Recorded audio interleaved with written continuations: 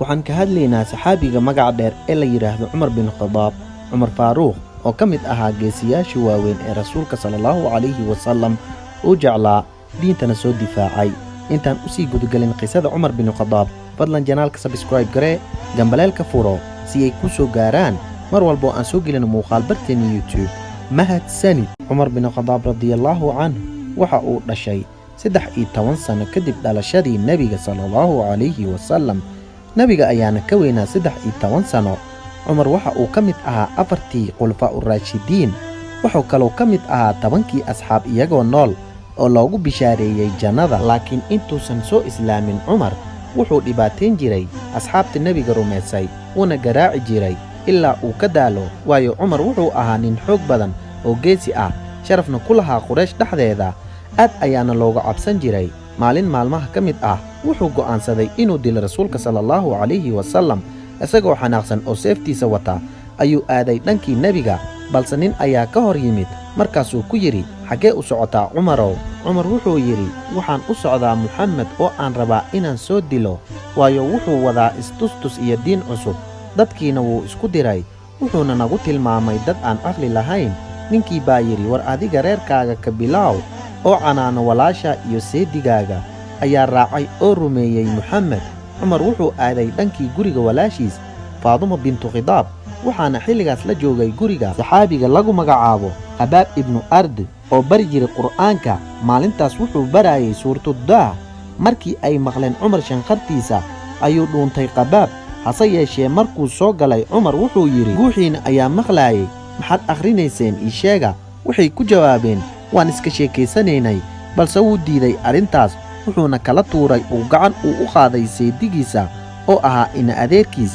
Faaduma ayaa istiri ka celi, iyadana wuu dharbaaxay. kadibna waxay sheegeen runta, waxayna dhaheen, anaga waan islaamnay, warqaddan ayaana akhrinaynay. Umar warqaddii ayuu qabsaday, wuxuuna akhriyey suuratuddaah. aad ayuu u jilcay qalbigiisa, wuxuuna yidhi, macaan badanaa hadalkan. markiiba wuxuu aaday dhankii rasuulka sallallahu alayhi wasallam, wuxuuna qabsaday ashhaadka. rasuulka sallallahu alayhi wasallam wuxuu yaqiinsaday inuu alla aqbalay ducadiisa oo ahayd, allow Umar bin Khattab ama abijahal midka loogu jecel yahay xaggaaga soo hanuuni. rasuulka aad ayuu u farxay, balse Umar bin Khattab wuxuu yidhi, rasuulkii allow, diintan soo xaq ma ahan. haddii aan dhimano iyo haddii aan nool nahay soo xaqa kuma socono. rasuulka sallallahu alayhi wasallam wuxuu yidhi, haa wallaahi.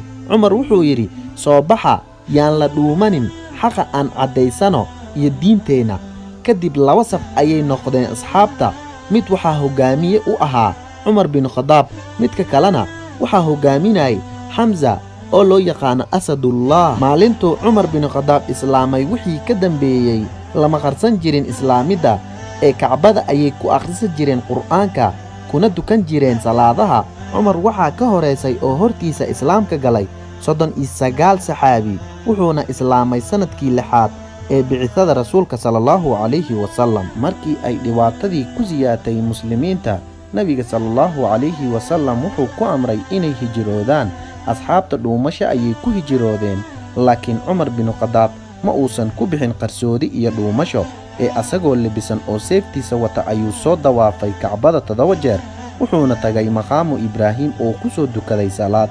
kadib ayuu aaday meeshii ay ku kulmi jireen mushrikiinta iyagoo fadhiya dhammaantood. ayaa wuxuu ku yidhi, ninkii rabo inay naagtiis asay qaado oo ilmihiisa ay naqdaan agoon, hooyadiisana ay wayso wiil, ha i soo raaco. wuuna baxay Umar bin Khattab, magaaladii Madiina ayuu tagay. Umar bin Khattab ilaah ayaa karaameeyey, wuxuuna dhihi jiray, dumarka ha xijaabtaan rasuulkii allow. waa intay soo deganin aayaddii xijaabka. habeenada ka mid ah ayaa sawda soo baxday iyadoo rabta inay soo xaaji gudato. Umar baa arkay oo yidhi, waan kuu jeedaa sawda, ee baxgal gurigaaga. nebiga ayay ku dacwaysay, wuxuuna yidhi, nebiga Umarow, iska dhaaf, ha baxdee. Umarna wuxuu yidhi, rasuulkii allow, xijaab.